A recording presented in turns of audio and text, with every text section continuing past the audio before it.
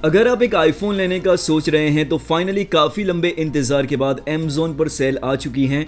जी हाँ, इस सेल का नाम रखा गया है ग्रेट समर सेल। जी हाँ, इसका टीज़र पेज भी आ चुका है जो आप देख सकते हैं। ये सेल स्टार्ट होगा 4 मई से।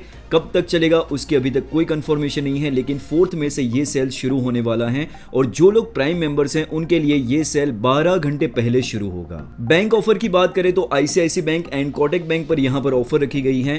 Credit card as well debit card दोनों पर आपको 10% का डिस्काउंट मिलेगा। यहाँ पर जो आईफोन का सेक्शन है वहां पर हम चलते हैं तो वहां पर क्लियर आप देख सकते हैं biggest deal of the sale coming soon, और साइड में लिखा हुआ है this summer don't just buy any iPhone, मतलब अभी आईफोन लेने के लिए Amazon मना कर रहा है। तो क्या डील होगी इस पर्दे के पीछे? तो यहाँ पर 3 चांसेस हैं। एक तो है iPhone 13, iPhone 14 and iPhone 14 plus. इन 3 में से कोई भी एक स्मार्टफोन पर यहाँ पर आपको डील देखने को मिलेगी। सबसे पहले बात करते हैं iPhone 13 की। तो iPhone 13 की करंट प्राइस है अभी 62,000। तो मेरे हिसाब से iPhone 13 की प्राइस इस सेल के टाइम पर 53,000 से लेकर 55,000 रह सकती हैं बिना बैंक कार्ड ऑफर। अगर आपको याद हो तो iPhone 13 Flipkart big billion days cell में 50,000 में हमें देखने को मिला था, लेकिन ये ऑफर वापस यहां पर आना थोड़ा सा मुश्किल है। 53,000 से लेकर 55,000 में आप iPhone 13 को एक्सपेक्ट कर सकते हैं। अब आ जाते हैं दोस्तों iPhone 14 की तरफ।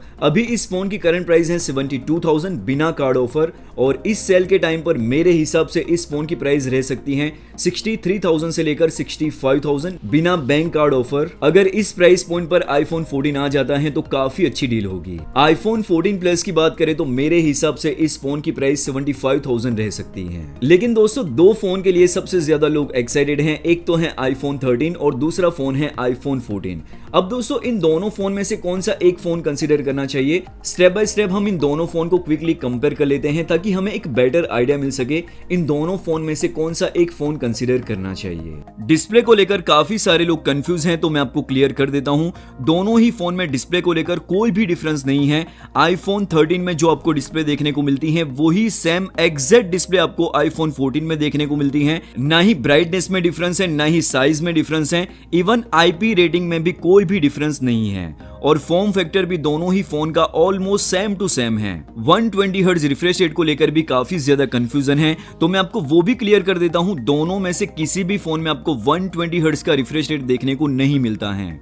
ध्यान रखना मैं नॉन प्रो मॉडल की बात कर रहा हूं, iPhone 13 और iPhone 14। इतना ही नहीं दोस्तों, चिपसेट को लेकर भी एप्पल ने आईफोन में कोई भी अपग्रेड नहीं किया है। iPhone 13 में हमें जो चिपसेट देखने को मिला था A15, वही सेम चिपसेट iPhone 14 में आता है। फर्क बस इतना है जो GPU है उसका एक्स्ट्रा कोर iPhone 14 में ज्यादा है, जिसकी वजह से गेमिंग परफॉर्मेंस स्लाइटली बेटर होगी iPhone 14 में। तो यहां पर आप बोल सकते हैं गेमिंग परफॉर्मेंस थोड़ी बेहतर है iPhone 14 में कंपेयर टू iPhone 13। ये एक माइनर अपग्रेड है, इससे कोई फर्क पड़ने वाला नहीं है। कैमरा सेक्शन की ओर नजर करें तो यहां पर स्लाइटली अपग्रेड किया गया है iPhone 14 में compare to iPhone 13। Megapixel count दोनों ही फोन में एग्जैक्ट सेम है, front camera as well rear camera. तो फिर डिफरेंस कहां पर है? iPhone 14 का जो मेन सेंसर है उसकी साइज आपको थोड़ी बड़ी देखने को मिलेगी और अपर्चर 1.5 है, जबकि iPhone 13 का अपर्चर 1.6 था। बाकी 2x optical zoom, 5x digital zoom, smart HDR, deep fusion, portrait mode, ये सारी चीजें आपको दोनों ही फोन में सेम टू सेम देखने को मिलेगी iPhone 14 एज वेल iPhone 13। अब यहां पर दोस्तों एप्पल ने एक एल्गोरिदम डेवलप किया है जिसका नाम है फोटोनिक इंजन। ये एल्गोरिदम सिर्फ iPhone 14 में इंप्लीमेंट किया गया है, iPhone 13 में नहीं है। अब दोस्तों सबसे बड़ा सवाल, फोटोनिक इंजन एल्गोरिदम क्या है? तो लो लाइट कंडीशन में जब आप फोटो कैप्चर करते हो तो वहां पर बेटर रिजल्ट देखने को मिलेगा iPhone 14 के फ्रंट कैमरा में भी और रियर कैमरा में भी ये फीचर काम करेगा। अब वाकई में ये फीचर कितना यूजफुल है ये तो आने वाले वक्त पे ही पता चलेगा। एप्पल के अकॉर्डिंग ये फीचर 2 टाइम्स ज्यादा बेटर है कंपेयर टू iPhone 13।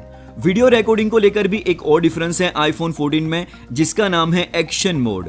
एप्पल के अकॉर्डिंग आप भागते भागते वीडियो शूट करते हो या फिर किसी अनस्टेबल ऑब्जेक्ट की वीडियो शूट करते हो तो वहां पर एक्शन मोड काम करता है।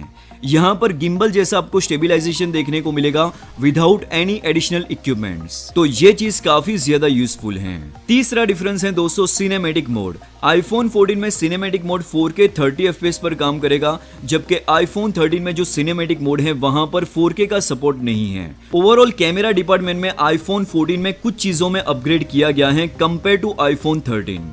बैटरी लाइफ की ओर नजर करें तो यहां पर भी आपको डिफरेंस देखने को मिलेगा। एप्पल के अकॉर्डिंग आईफोन 14 की बैटरी लाइफ 1 घंटे ज्यादा है कंपेयर टू आईफोन 13। पांचवा डिफरेंस क्रैश डिटेक्शन, ये फीचर आईफोन 13 में नहीं है। आईफोन 14 में एप्पल ने हाई डायनामिक रेंज के जायरोस्कोप कुछ ऐसे सेंसर आईफोन 14 में ऑफर किए हैं जिसकी मदद से एक्सीडेंट या फिर इमरजेंसी सिचुएशन को वो डिटेक्ट कर लेगा और इमीडिएटली वो SOS पर कॉल कर देगा। छठा डिफरेंस इमरजेंसी सैटेलाइट SOS, ये फीचर अभी के लिए इंडिया में नहीं आएगा। बेसिकली ये फीचर एक सैटेलाइट कॉलिंग फीचर है। तो ये थे दोस्तों आईफोन 14 के इंपॉर्टेंट फीचर्स और आईफोन 13 वर्सेस आईफोन 14 का कंपैरिजन। बाकी दोस्तों अगर आपके मन में कोई भी सवाल है तो आप मुझे नीचे कमेंट सेक्शन में पूछ सकते हैं, मैं आपका इंतजार करूंगा नेक्स्ट वीडियो में। तब तक के लिए take care and be safe.